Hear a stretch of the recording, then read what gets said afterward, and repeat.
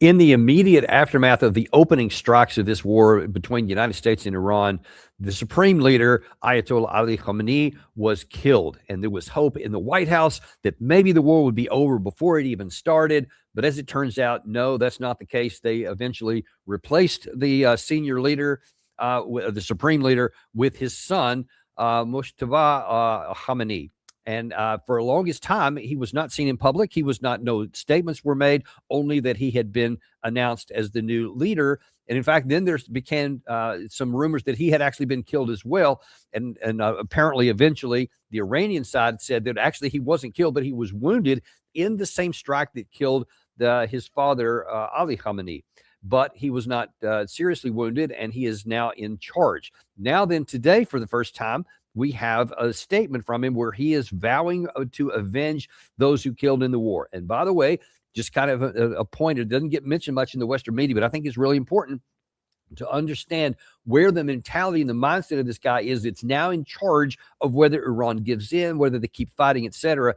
And that is, he lost his father, his mother, his wife, his one of his children, at least, and there may have been more, and one of his grandchildren, or his niece.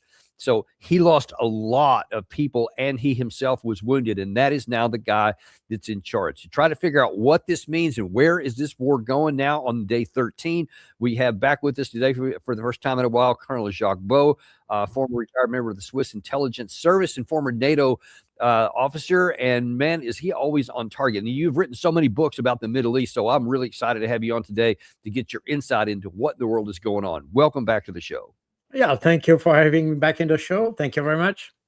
Well, listen, the first one in 2025 went 12 days, and the pain got so high on really all the participants, especially Israel and Iran, that they said, you know what, let's just blow the whistle, everybody get out of the pool. There was no peace. It's funny, and I'll just kind of as a side, but sort of funny. President Trump said, I have brought peace to the Middle East for the first time in 3,000 years, he said last year. Now there is peace in the Middle East because that war, they stopped shooting. But I think that, as you and I talked about at various points on there was no conclusion to the war. We just stopped shooting. None of the conditions even were addressed, much less solved. And now here we are on day 13 with no end in sight. How do you see this war unfolding so far? Well, first of all, I think President Trump sees peace in a very, very special way. I have been involved in peace talks and in peace building in many countries. Peace is something that needs to be addressed at the root causes of the conflict all the time. That's the reason why you cannot solve a problem without understanding all the root elements that brought the conflict. And that's very true for any kind of conflict, including the conflict you may have yourself personally with other people. So now the idea that because people don't shoot, it's peace is obviously wrong. We have, I think, and I think that's something that I noticed since about 30 years. We don't know the Middle East. We cannot understand the rationale of the people. We don't understand the mentalities. We don't understand the culture, and we may let's say conceive that the Europeans don't know that well, but it's also surprising to see how poorly the Israeli understand their own political and geostrategic environment. They don't understand the way the Arab think, the way they understand war, the way they understand the idea of conflict. Because I studied that quite in details, and I noticed that there are significant differences. It could be, in fact, very easy to solve. I mean, very easy. It's never easy to solve a problem, but it would be easier if we accepted the idea that the Arab culture, I mean, the Middle East culture, I would say, have another kind of logic than we have. As an example, I mention this example very often, the idea of victory. You are a military, I'm a military. We have learned in our schools and military schools that to achieve victory, you have to destroy the enemy. The victory is related to the destruction of your enemy. For a Muslim, victory is not related to the destruction of the enemy. Victory is a victory on yourself. The victory is not to abandon the conflict, not to give up. That's the victory. And that's the essence. The word jihad, for instance, that we tend to translate as holy war is not, it's a wrong translation. The word jihad comes from the verb jahada. That means to resist, to struggle. The idea is that, and I remember I had a Muslim working for me in North Africa, and they told me for us jihad is a daily thing, because it's the jihad is to resist the temptation to go outside of the path of God, and this resistance to keep the right path towards God. This resistance is called jihad, and that's very the same for all the combatant. The combatant, what is required from him, you cannot require someone to win over a more powerful enemy. And that's something that already in the 8th century or 7th century, people understood. You cannot expect someone to win over a more powerful enemy. But what you can expect from your combatant is that he doesn't give up. Does he keep fighting? Does he keep the determination to fight? And keeping this determination, keeping this idea that you need to fight, fighting against the temptation to flee away or to renounce to the conflict. That's exactly the jihad, and that's the victory. Therefore, that's the reason why many terrorists, for instance, they accuse themselves of much more crimes than they actually did.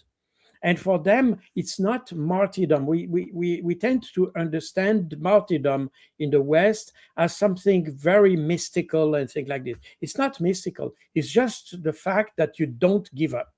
You keep your head straight, and you confront the enemy. You don't flee in front of the enemy. And that's your own victory. So as opposed to us, a victory for a Muslim is a victory on himself, not over the enemy. So let me ask you then, let's see how those two mentalities of victory and struggle are going to meet.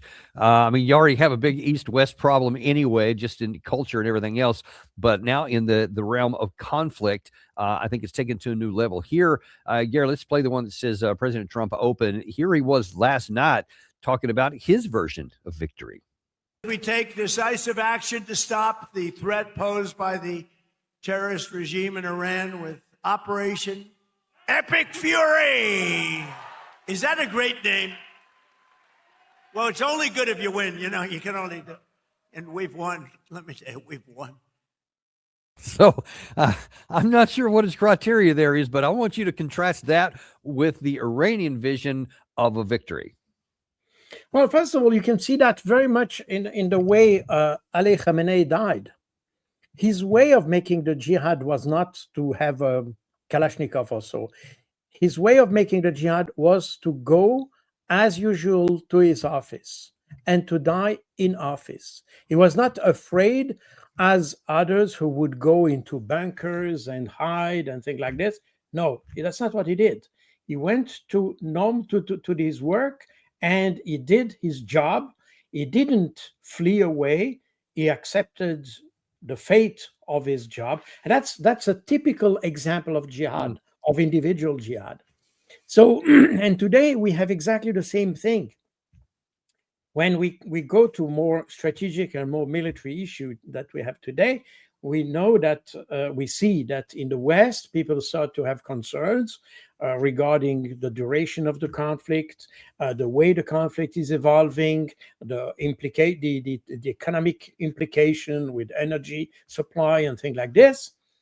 And for the Iranians, they have understood during the True Promise 1, 2, and 3 that we had in 2024, 2025, they understood that if they have a ceasefire or some kind of cessation of not of hostilities, but cessation of combat, I would say, right now, this combat will resume at some point, because both the Israelis and the US establishment is obsessed with the idea of Iran, meaning that now they have understood that, and they need to have what you can call a decisive victory.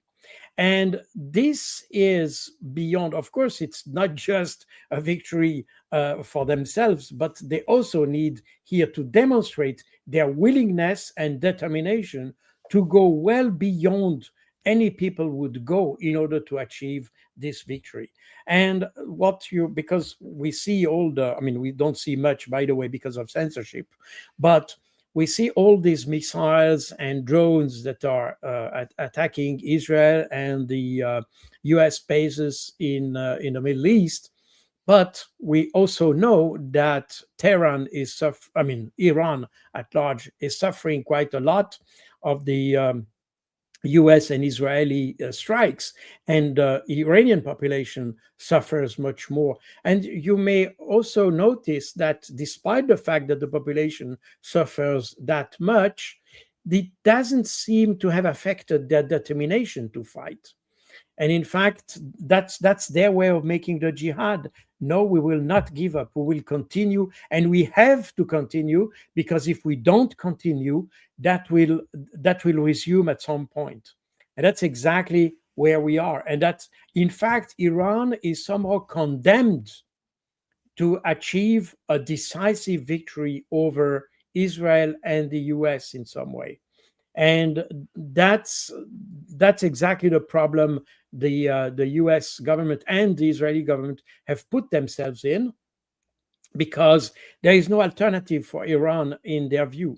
And therefore, they will not give up the conflict. They will continue, but they will also bring destruction to Israel and to the US military as much as they can. So, and in fact, you talk about the destruction. Gary's showing you a lot. This is some new video here. I think it's released by CENTCOM, if I'm not mistaken. It shows a lot of the air power, the inside. Yeah, there's CENTCOM release. It's hitting the jets all throughout, transports and every other kind of aircraft on the ground inside of Tehran. Shows what we've been taking out. This is similar to what the Central Command commander himself showed about their Navy the other day. So we are definitely just taking out asset after asset. I would like to look, though, given the amount of destruction and pain that is being inflicted on Iran, there's no question about it. Of course, we could have also shown those apocalyptic scenes of the last weekend inside Tehran itself, and these massive clouds of smoke from the oil fires that have been lit, etc. But then I want to show you a pair of dueling social media posts, one by President Trump, one by President Pezeshkian. And I wonder if you can kind of tell me what these two statements tell you here just within the last day. What does it tell you about the mentality of what each side thinks about how it's going to approach this war? And then I'd like you to analyze which side may have the upper hand, giving the mentality and the military balance. First of all, President Trump here on Truth Social. Gary, if you can put that one up there. This is one from, let's see, that's this morning at 9 o'clock in the morning. The United States is the largest oil producer in the world by far. So when the prices go up, we make a lot of money. But of far greater importance to me is President is stopping an evil empire, Iran, from having nuclear weapons and destroying the Middle East and indeed the world.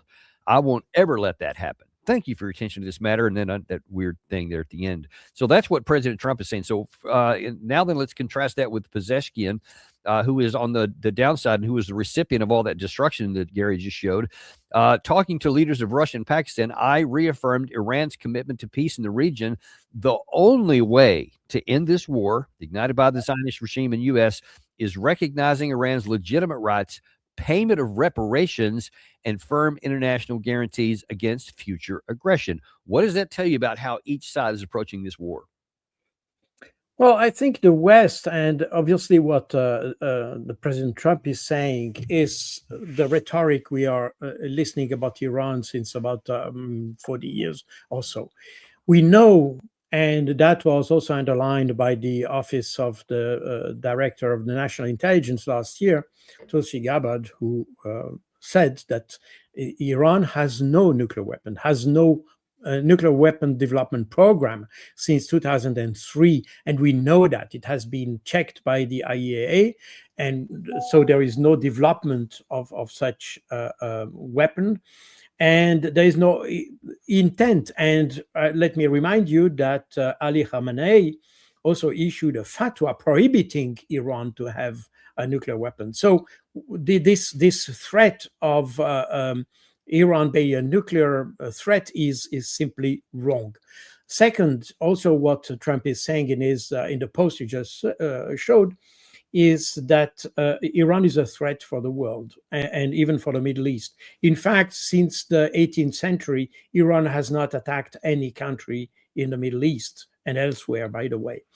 We have attributed, and the West has attributed some attack to the Iranian or Iranian-backed militia, whatever. So we try to put the Iran everywhere. In fact, Iran is not a country that sponsors terrorism. That's also something we hear very often in the narrative. It's wrong. You have some Shia movement in the Middle East. These movements were created, in fact, by the US presence in Iraq, because in Iraq you have a very strong Shia minority.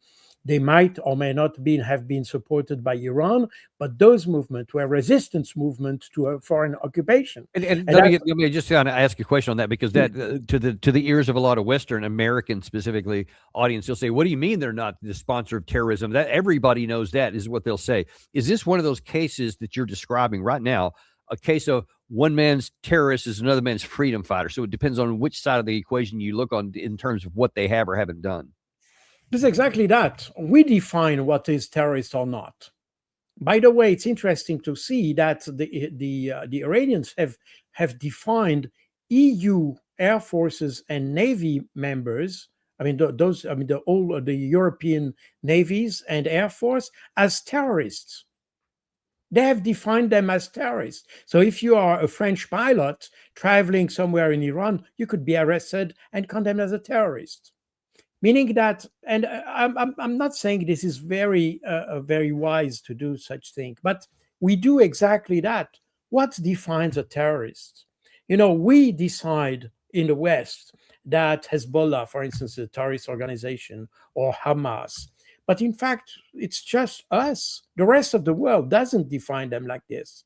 And even if you talk about those resistance movements in Iraq, for instance, they were not even defined as terrorists by the US as they were there. Because the military, the definition which is used in US Armed Force as terrorist includes only those groups who attack civilians. But those who attack or are fighting against a military force are not considered as terrorists. So here again, we tend, that's very clear with countries like France. Anytime they have something they don't like, they call it terrorist. But by doing so, we create and probably it's not the subject today to talk about this, but the problem by designing terrorists for whatever reason is that you never know exactly what kind of strategy you need to address the real terrorism. And we tend to do that, but the rest of the world doesn't consider Iran or even Iran-backed rebel groups as terrorists. The Hezbollah, as an example, is a resistance movement, is not a terrorist organization. They never claimed to have a territory in Israel or things like that. They just want to have the Lebanese territory vacated from the Israeli forces, period. And the problem is that Israel has never always left all the Lebanese, the territory they occupied in Lebanon since 1982. They have vacated a lot of territory, but not all of them. And the Hezbollah has said, well, it's not a matter of how big this territory is or not. The Lebanese territory must remain Lebanese territory, and we'll fight against this occupation as long as it takes. And that's the rationale for the Hezbollah. They don't have any objective to fight in Tel Aviv and so. But of course, when they are involved in military operation with Israel, then of course you have, as you have in normal combat, you have artillery fire, rockets, and things like this, and you hit also in the depth of your enemy. But essentially, Hezbollah is a resistance movement. And so when we say that Iran sponsors terrorism, I think it's an abuse of words. Definitely, Iran is not, and in fact, the most of the terrorists that affected the West were Sunni terrorism. And after the 9/11, Iran was instrumental in helping the U.S. to chase the jihadi group, because you also have those jihadi group operating within Iran, obviously, and Iran has been, and you may remember General Soleimani, he has been thanked by the U.S. Military for his cooperation with the U.S. So Iran is not a country that sponsors terrorism. I think it's wrong. This is mere propaganda that we propagate here. It's not nor in the intention nor in the facts. Well, Now, and then let me just play another video here from President Trump yesterday, who is very much going down this path, and see if you can pick it up here. Gary, play the one that's called Trump Move or More. As you know, we're doing something that nobody ever thought was possible to do. Our military is the best. It's the most powerful in the world, and they're hitting them very hard. This is 47 years of abuse and killing lots of people, killing and maiming lots of people. What is it, Peter?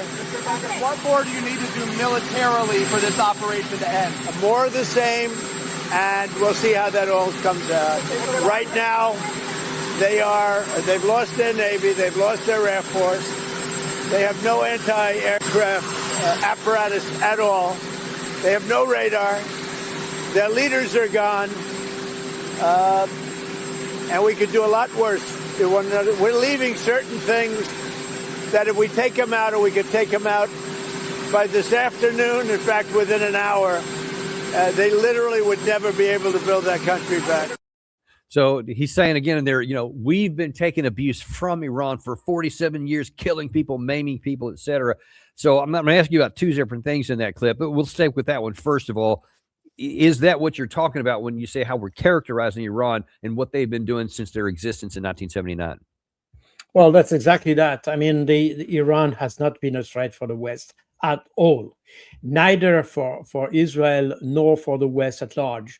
And in fact, when they had the opportunity to do it, when, for instance, the U.S. attacked in Iraq, Iran remained neutral, both in 1990 and 1991, and in 2003.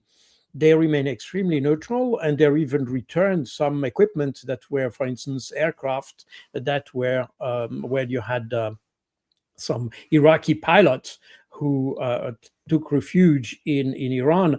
Iran returned those planes to the Iraqis / US. So no, Iran has not been a threat. It was, and in fact, for a very long time, even Israel didn't consider Iran as a real threat. It started in the early 2000s. Before that, the main enemy of Israel was Iraq. And in fact, in Iraq, you had some Palestinian militia who took refuge there. And that was the main adversary of Israel. And Iran was even considered by Israel as an ally, because Iran, yes, was a Shia government country, and it was almost considered by Israel as an ally in the fight against the Sunni threat, if I can summarize like this. And that changed after the fall of Iraq. Then, because Israel always feel that they need an enemy to achieve their national unity and things like that. And therefore, once Iraq fell, they took the same enemy as the US, and namely Iran. But if you look objectively at the fact, you have no contentious issue between Iran and Israel. I mean, they have no territory, there is no territorial claims. The Jewish minority in Iran is very well treated. And in fact, you could see the various interviews of the Jewish community in Iran. They are very happy, and they said that they would defend Iran against the Israelis because they consider Iran as their country. You also may consider that Iran is the only Middle East country that accept Jews in its armed forces. So there is no real objective problem between the two countries. Okay, so if that's the case, then, and if this is a definitional issue, and we're just choosing something that supports what we want to do on the ground, what about the second half of what President Trump said there in terms of where can this war go? We're going to look at both the Iranian and the American/Israeli side here. Let's start looking at the U.S. side. Obviously, all those images Gary's already been showing of both the Navy, the Air Force, the ground targets. I mean, everything is just the oil infrastructure, desalination plants, all kinds of things are just getting crushed inside of Iran. They lost their senior leader in the opening rounds. But now then you see Iran is starting to fire back. But President Trump said in that clip there that we're on the way to victory for sure. He said just hours after that, that we are basically winning because, and he said, we've taken out their Navy, we've taken out their Air Force, we've taken their air defense out. So basically they have no choice, and we could even take out more if we want to. Will that win the war for the United States? Well, I think the President Trump is confusing the amount of destruction they are doing in Iran and achieving a victory. These are two different things, especially when you consider what I said before about the jihad. And you can see the same example with the Palestinians. The amount of destruction is not connected or correlated with the probability of achieving victory. And in fact, it's almost the opposite, because the more destruction you bring, the more incentive you create for having a jihad. And that's exactly what you see. The Iranians can certainly receive a lot of punishment from the West, from the US, and from the Israelis, and certainly a big amount of destruction. But I'm not sure this will affect their determination to fight. And remember that they had years to prepare for this situation, because for years we have threatened them of being attacked. In fact, even we did so. I mean, the Israelis have attacked many times Israel in a way that Iran didn't respond because they didn't feel it was the right time to start a war. But we had that in 2024, 2025.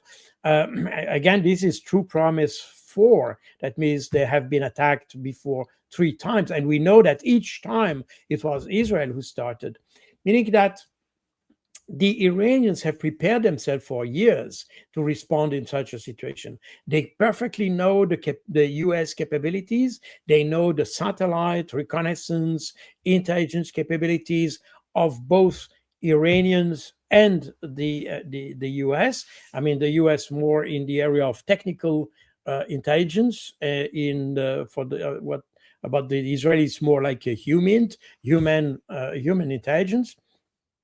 But the Iranians know perfectly that. Nevertheless, they prepared for that, and that's exactly what we are seeing. They reply with those increasing powerful missiles with multiple independent reentry vehicles, meaning they are extremely difficult to counter. And that's exactly what we are witnessing in Israel now, that the Iron Dome and Arrow and David Sling is not really an issue. But I mean, all these, and the US THAAD system, all this system don't seem to be very effective against the kind of missile that. And I'm sorry, Jacques, we got some breaking news there. Gary's popping in there. Gary, do we know anything about this in terms of who may be doing this active shooter in, I believe that's Michigan, right? No, it's a very fluid situation right now, and it's just breaking right now. So we're seeing what's happening as it's unfolding here. So now this is complete concerning any time you have an active shooter near a synagogue, obviously for the military or the religious issues.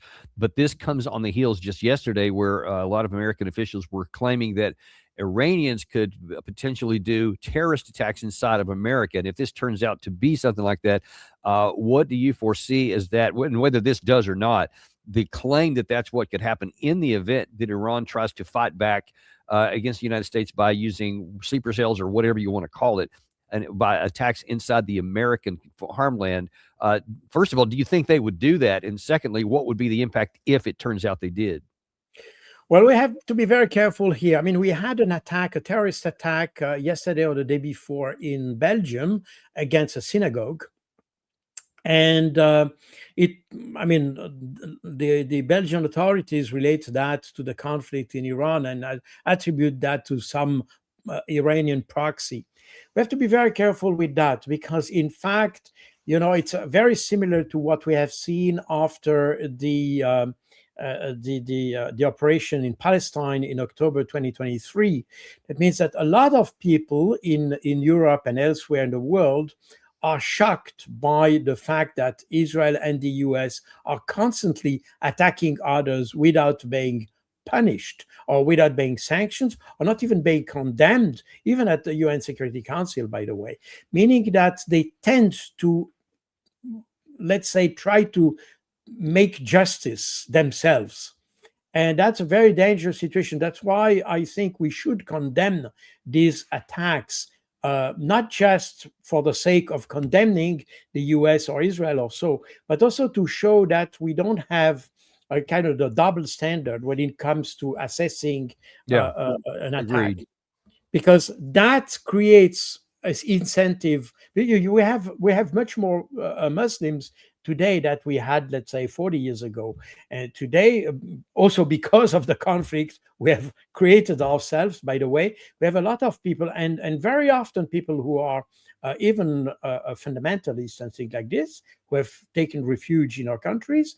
You have this experience with the Afghan or Syrian people and things like that in the US, but exactly the same happens in Europe.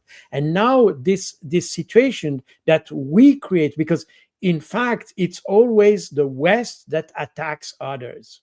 And this situation creates a situation where people, individuals, and I'm convinced that Iran has not decided or started anything on that. This is really individual initiatives that are made by individuals who are shocked by this kind of double standard we have when it comes to an attack like this one. The fact that, for instance, the European countries have not even condemned the attack against Iran, but they have condemned the response of Iran.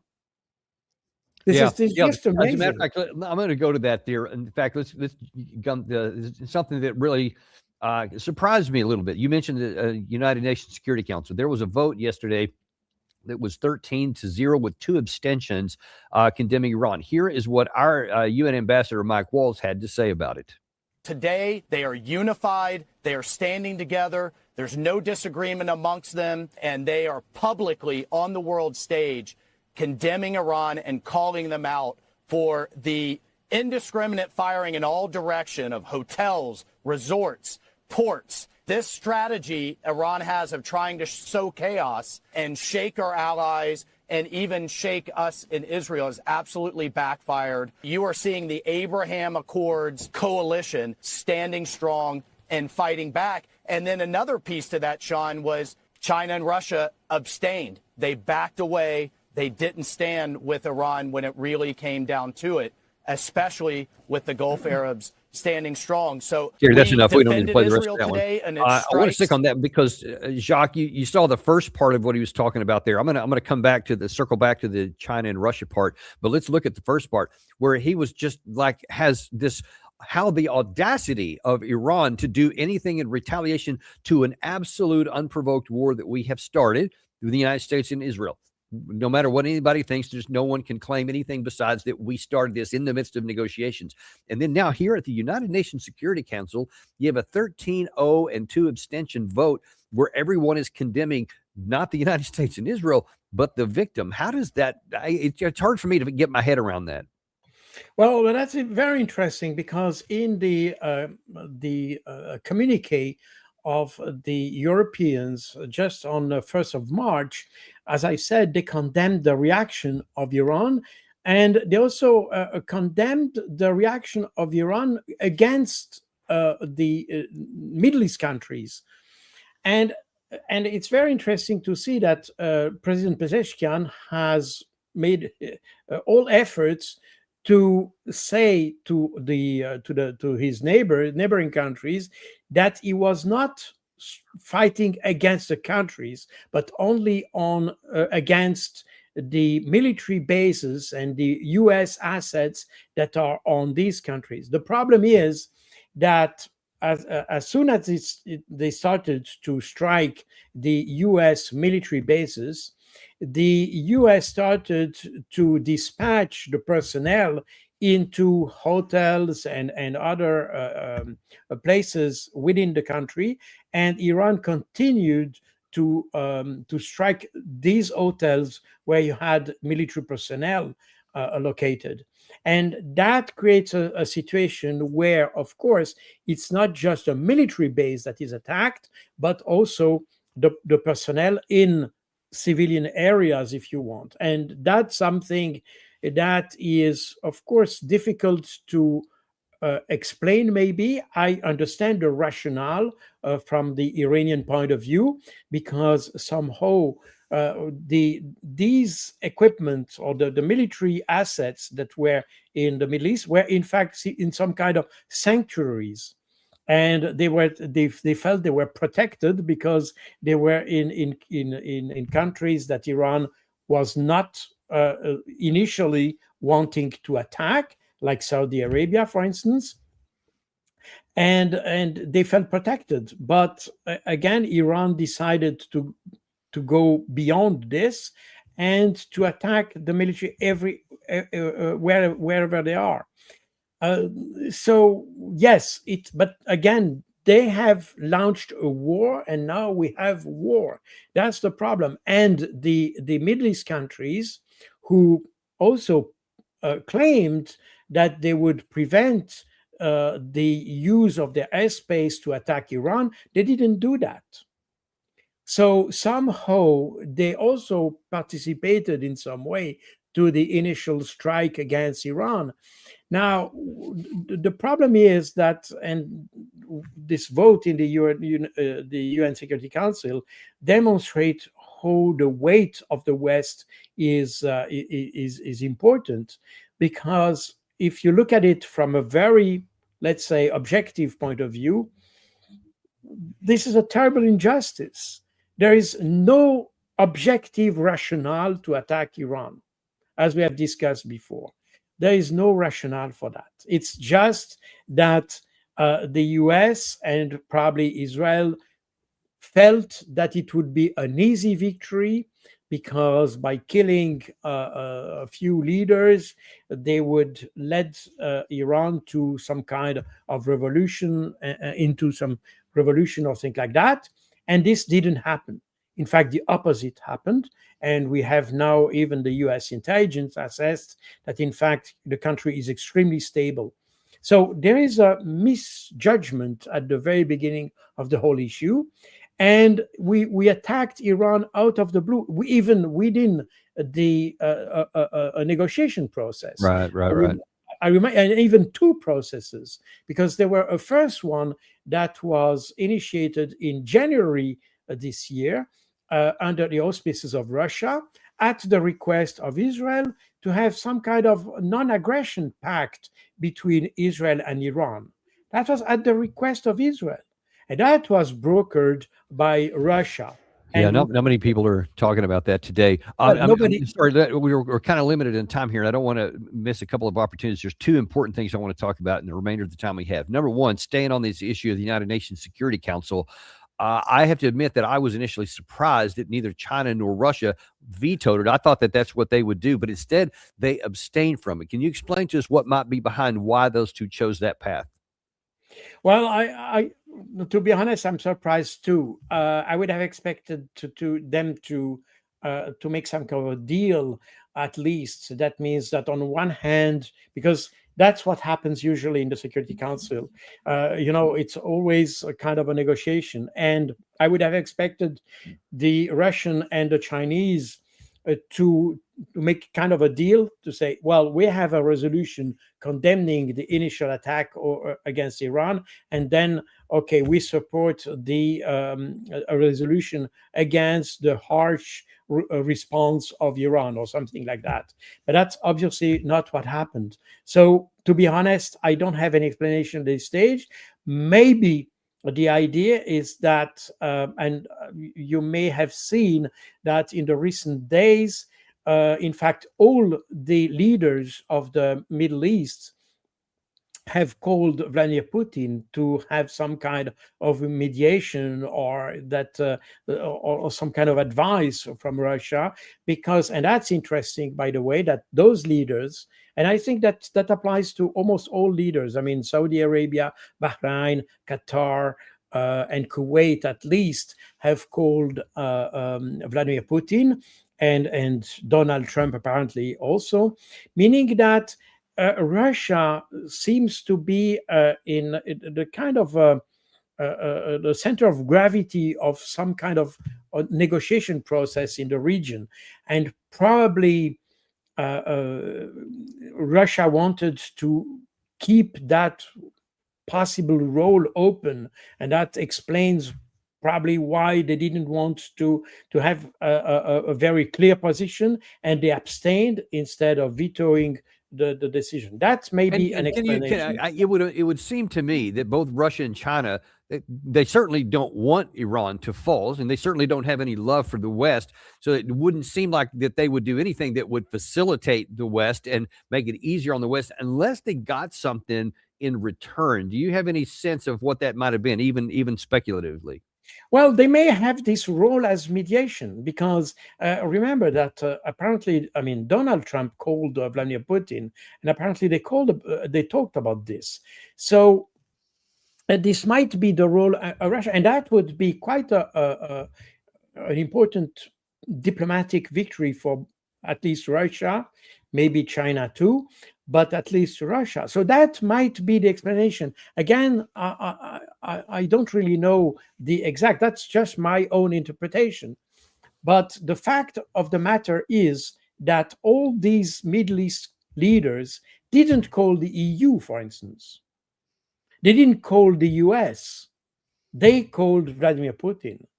And that should be also an indication of how the world is changing here, because that shows, and remember that I just mentioned the case of Israel and this non-aggression pact. They asked Russia to broker that, not the US.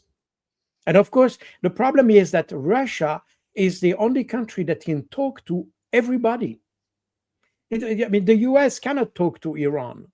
I mean, this is no longer. But I mean, even the EU cannot talk to Iran, because they have such a very clear-cut stance against Iran that they are not credible as a mediation power. Russia has this ability to talk to everybody. And that's also a success of the Russian diplomacy, by the way. Yeah, and we'll see how that goes. We will see. By the way, I did query a Chinese expert friend of mine, Dr. Lyle Goldstein from Brown University, and he said that one of the things, at least on the Chinese part of it, may have been that there's a summit planned with President Trump coming up soon, and that they may have said, if you want that to happen here, we'll go ahead and give you your abstention vote here, but there's going to be something that we're going to want on the other side there, and maybe that was a quid pro quo. We have to guess on that until it comes out. But I want to shift now to where this war is going to go here. As I see it, and I'm going to show you a soundbite to support one of my contentions on the U.S. side here. But I am arguing that right now, anyway, the center of gravity of the conflict portion, the military conflict portion of this, is the Persian Gulf, is the Strait of Hormuz. And whoever can control that controls where this war can go and when it can come to an end. President Trump last night said that that's on our advantage. You talk to the CEOs of various oil companies, encouraging them that one actually to is use the one the where Strait of Hormuz. Well, we're going to be in very good shape. You see what's happening. They are pretty much at the end of the line. Doesn't mean we're going to end it immediately, but they've got no Navy, they've got no Air Force, they've got no anti-air traffic, anything. They have no systems of control. We're just riding free range over that country. And now we're going to look very strongly at the Straits. The Straits are in great shape. We've knocked out all of their boats. They have some missiles, but not very many. I think we're in very good shape. Now, that was last night, and he's saying we're in very good shape. Gary's already been showing you all kinds of flaming hulks of ships in the Gulf that were on flames last night. Of the Gulf or the port of it in Oman was in flames also. And then, Gary, if you can put that graphic up there, the Hormuz graphic. I mean, you see here just how critical it is to global energy. I mean, you see, 172 million barrels so far have been released in strategic reserves to try and keep the price down. That's maybe having a damping effect, but it's not stopping it. And you also see 20% of the oil goes through here in that one gap there. So first of all, do you accept the contention that is the center of gravity militarily? And if that's the case, who's got the upper hand? Well, that's definitely true. And that's, in fact, the Iranians have announced that before. They have said they would block the Strait of Hormuz if they were attacked. So nothing new there. I mean, I'm even wonder why we are surprised, because they have said that before. Now, the issue is that in order to block the Strait of Hormuz, you don't even need to have sophisticated weaponry or things like that. In fact, what prevents the traffic in the Strait of Hormuz are just insurance companies, because the fees are so high that it prevents, and the risk is so big that, in fact, it just in itself, it prevents the traffic through the Strait of Hormuz. And again, this is attacking Iran. It's exposing himself to this kind of problem. And this is why I still don't understand this obsession from the US and Israel to attack the Iranians. You know, Iran is a country that has always tried to get closer to the West, always. And it's also culturally a country that is very close to the West, and it would be very easy here, because there is no contentious issue. Essentially, all the contentious issues are created by the West, not by Iran. So it would be very easy to stop this conflict in reality.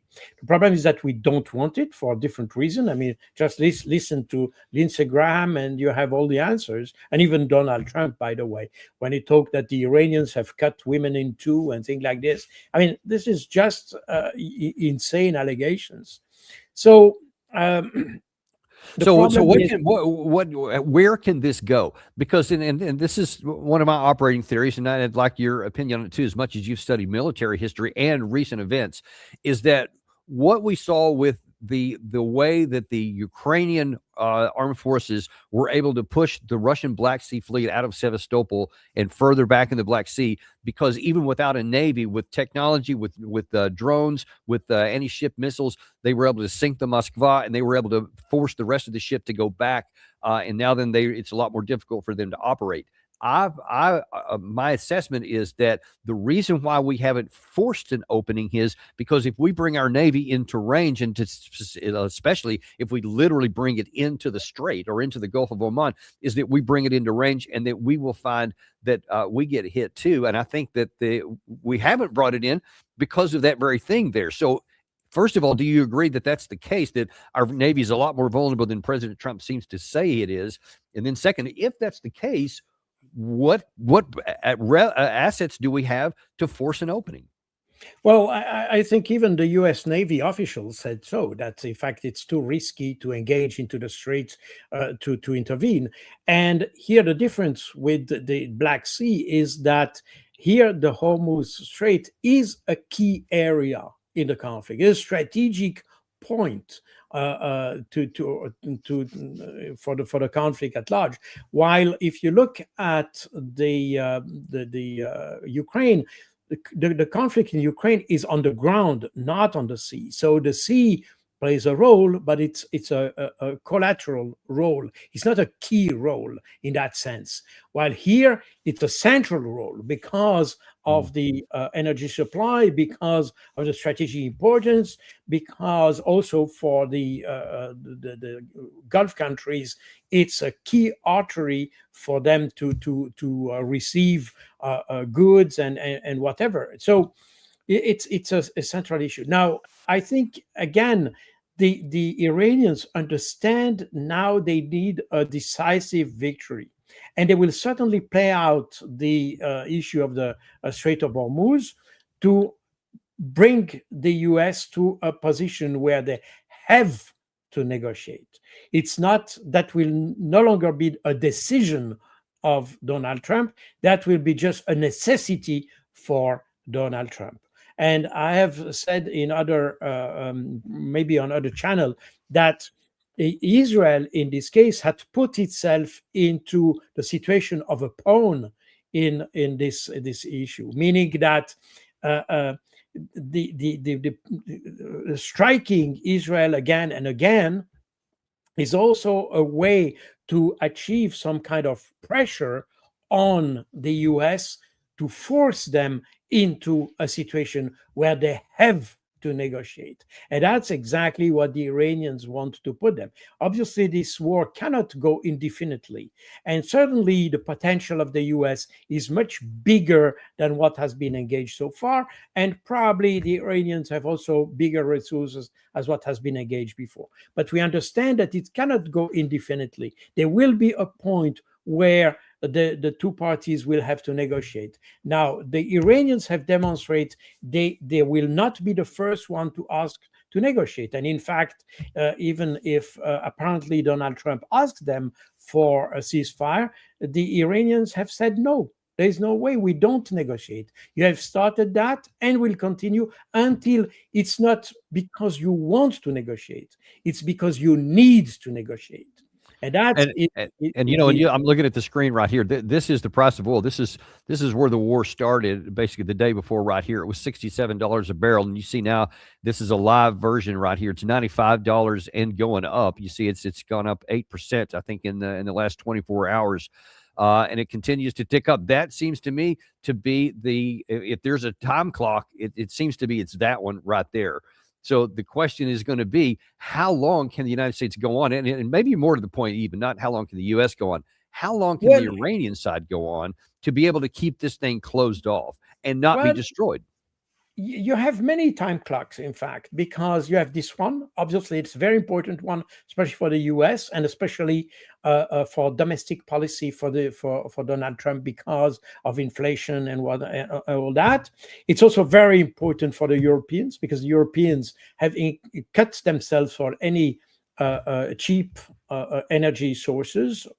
So this is a problem for the West at large, but there is also something else, and we cannot also forget that, is the fact that Israel is under the Iranian missile, and Israel will probably be completely destroyed. And in fact, some Iranian officials have said, well, we are prepared to destroy completely Israel, and that also create a pressure over Donald Trump. So there are multiple pressure. In fact, there are probably even those people and you may have a similar reaction, by the way, with South Korea now, with those THAAD systems that have been removed from South Korea, and people start to understand that having the US as an ally might be toxic.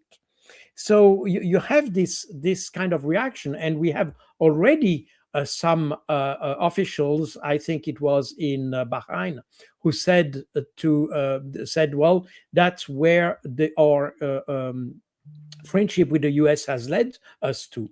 They felt that they have been dragged into a conflict they didn't want. And so all that will also create a pressure against the US. So you have obviously the oil pressure and the oil energy issue. You have Israel that receives every day tons of missiles and drones and all that, and that certainly affect also the survivability of the country at large. And Gary, if I And can get you to put that graphic up there, the MAGA polls. Here's another pressure on top of President Trump. This is heading into the midterms. This is as of just a couple of days ago. And you see, on the one hand, it shows his base support, MAGA Republicans, 90%. They approve of the striking Iran. That's no problem. But heading into the midterms, what is absolutely like toxic is the independents at 27%. You can't win an election with just your side. You have to get some percentage of the independents. You know you're not going to get the opposition party. So the Democrat 9% doesn't mean anything. But that 27% of independents, especially the longer this goes and the more cost it has, especially with oil going up and the price of everything from gasoline to groceries and anything else, that's going to start causing him pressure that he's going to fear getting wiped out in the midterms, not just lost. So with all of these pressures you're talking about, the oil price, the Israeli situation, and his domestic energy, what does that tell you about the time frame that we have to make some kind of negotiation, and how long can the Iranian side drag out this current environment? Well, that tells two things. First of all, that our intelligence is quite weak, because we always miscalculate our operations. We always underestimate the enemy, and that happened with the Ukraine. That happens today here with Iran, and that means that the more we wait, the less likely will win in some, because the Iranians are in fact those who defend themselves. They have, if you can put it that way, the right with them, and the West has not, and especially in the US with those midterms, I think it would be wise from the US to deal very quickly with Iran. But the problem is, what kind of guarantees they can offer to Iran? And that's the key point, because Iran will be ready to stop the hostilities under the condition that there will be enough guarantee that it will not resume. Yeah, Gary, if you And can put that's that the key possession problem. comment back up again, too, that'd be great. That's what he said there. He said that recognizing Iran's legitimate right, payment of reparations, and firm international guarantees against future aggression. That's what he laid out just yesterday. Exactly. That's exactly the point. You see, and asking for reparation is also something. It's not for the reparation themselves, but reparation would be an acknowledgement from the US that they did think wrong. They miscalculated the whole thing, and it's an acknowledgement in some way that the Iranians are. As I said before, the Iranians will not wait until Trump wants to negotiate. They will go as long as it takes until Trump needs to negotiate. That's where I think we are heading to. And So the Iranians, there's another aircraft carrier strike group coming in, the George Bush, and apparently there's some reports that there's a fourth one that may also be coming. Whether that's to replace or add to, I don't know. But with that additional amount of firepower, is there, and actually, regardless of all these things combined, is there any path for President Trump to bring so much combat power onto Iran that he could compel them to submit and not have to wait to be forced into that negotiation you're talking about? again, you are here addressing the whole issue that I explained before about the jihad. The more you come with your assets and your force and all that, what you will do, what you achieve, is only to escalate the determination of the Iranians to fight. What Fascinating. we have seen in the recent days is precisely that. I mean, everybody expected the Iranian society to be split or to be destabilized by the attacks on the leadership. In fact, the opposite happened, and you see, even there are reports now that even some opposition people who are not very keen to support the government, but now they have joined the support to the government because they feel threatened as a nation. And that's exactly we are achieving. That's what I call the asymmetric thing, that you think that by using force you will force your adversary into a more unfavorable situation, and in fact, on the contrary, you stimulate your enemy and your strategy backfires on you. That's exactly where we are. And that's okay. So I'm sorry. We're already Sorry. over the time that I had for you, so I don't want to take too much of your time. But man, don't want to miss this question here. Given what you've just said, given what we have physically observed inside of Iran, that more force will only harden their resolve even more. And those clocks that you've already mentioned are all ticking in a negative direction, and they're short. But because President Trump can't just drag this out till June, July, or something like that. I mean, these are near-term pressures on him right now. What can he do, and where can this go if he doesn't give in to that pressure? Well, if he would be wise, he would stop everything today. He would engage into negotiation. He would prepare some guarantees for the Iranians to say, okay, now we find a way to live in peacefully. We lift all the sanctions. We try. I mean, it sounds a little bit extreme what I'm saying, but in fact, as I said, Iran is not an hostile country per se. It was brought into this situation because it was threatened by the West constantly in the last 45 or 47 years or so. So meaning that if we could reverse that course by saying, okay, we understand we will not achieve our goal that way, we take the other way around. We know that they have no nuclear weapons. We know that they're not wanting to expand and to invade the rest of the world and things like that. So we start becoming and think reasonably, and that's probably the best way to achieve a result for the safety and the security of all, including Israel. Because Iran, but to say that we need to start thinking reasonably, that's a pretty high bar to cross with the current leadership that we have, both in the United States and Israel. But they put themselves. What happens if we don't get it? What happens if we don't act reasonably? What do we see play out? Let's say over the next 1 month. Just keep it at that time frame. Well, again, if they don't realize this, I mean, in my view, the Iranians will not stop. And there is no incentive for them to stop. They will continue. So then they have started something. I mean, the US and Israel have started something. Now it's up to them to understand the situation and to understand that the other ones will not stop. Because again, you have to give them an incentive to stop. And there is none. So Iran will continue. And the higher price will be paid by Israel. Certainly, the U.S. can still strike Iran and will bring an amount of destruction there, no doubt on that. But that will only stimulate the Iranians. And in the face of the world, those who are right are the Iranians, even if at the Security Council this was decided otherwise. The most of the world understand that Iran was attacked and not the opposite, and therefore Iran is in fact on the right side of history, if I can put it that way. They may pay also a very high price, but they are ready to do it because for them it's an existential issue. Yeah.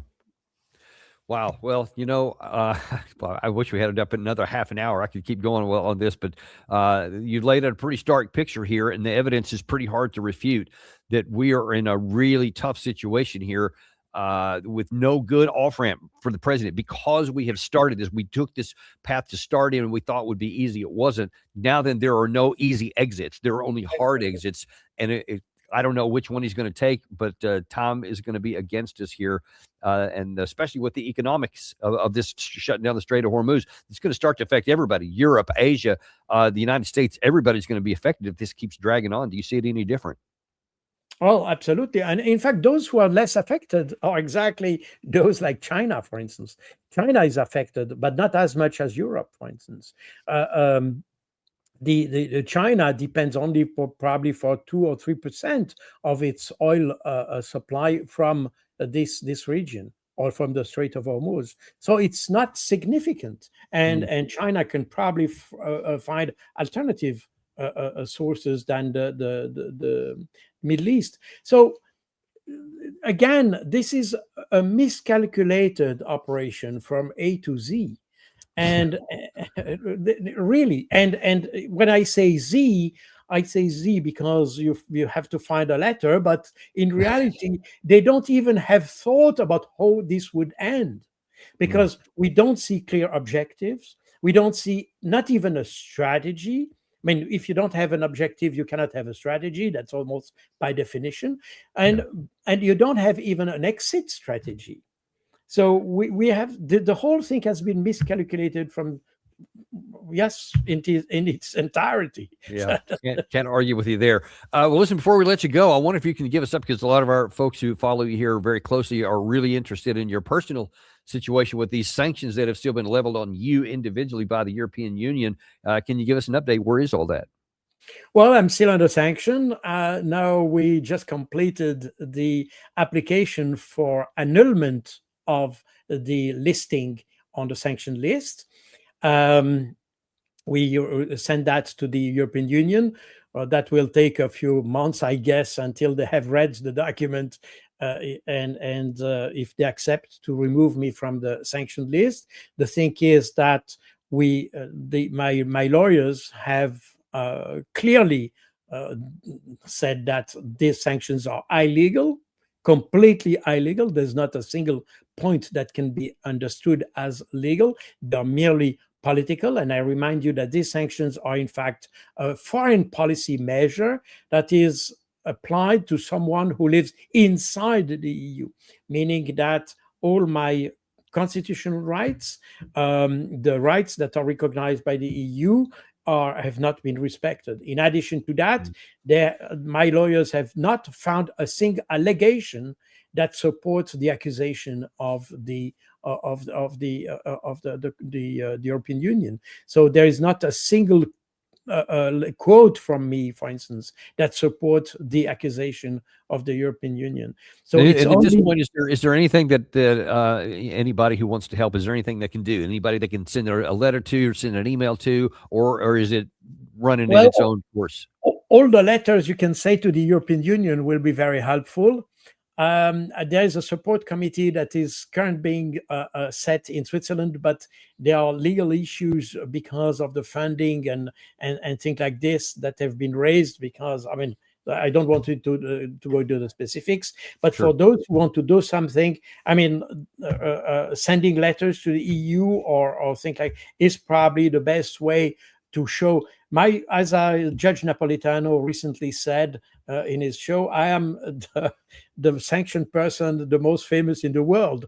So, and that can help my case, because the EU understand, and you have seen also in the US, and the current Trump administration is fighting against censorship in the EU and the rising dictatorship and authoritarianism that is raising in the EU.